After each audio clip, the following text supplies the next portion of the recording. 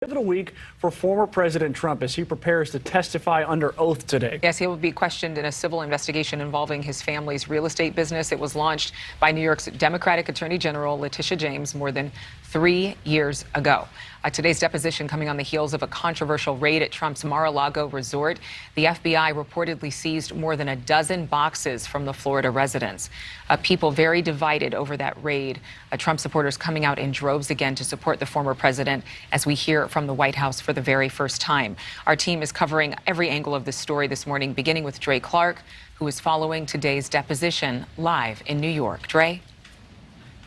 Good morning, Mitch and Adrienne. The NYPD confirms that this is where former President Donald Trump will be deposed today here at the New York State Attorney General's office in Lower Manhattan. Another indication that he's coming here is really the huge show of security around the building. Behind me, you can see the NYPD, and standing on every corner around this building and across the street is either a police officer or a member of the Secret Service. We still don't know exactly what time that deposition will begin, but once it's underway, we know the Attorney General, Letitia James, will be asking Trump questions related to her ongoing investigation into his company's business practices.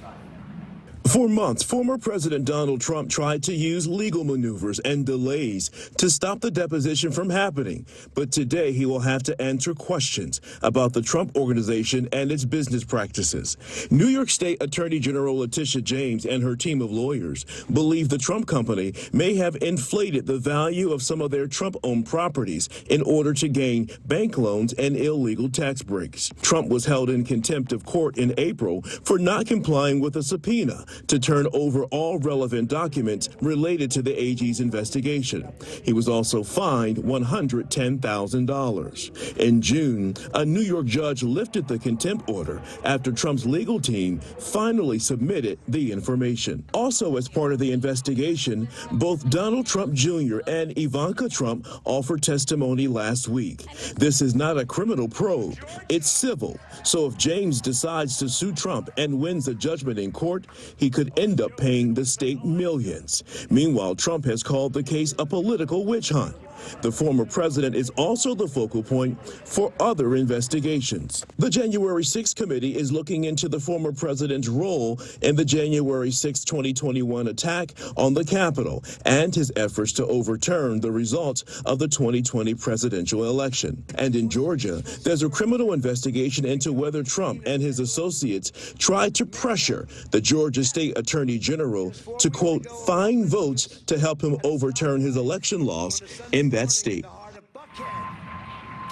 Now, the Manhattan District Attorney is conducting a separate criminal investigation, also looking into the former president's business practices. Mr. Trump denies all accusations named in those various allegations.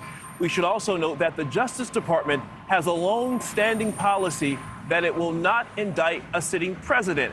However, a former president or presidential candidate does not have that same protection. Mitch, Adrienne. All right. Thank you for watching. Go to newsnationnow.com to find NewsNation on your television provider. And don't forget to click the red subscribe button below to get more of NewsNation's fact-driven, unbiased coverage.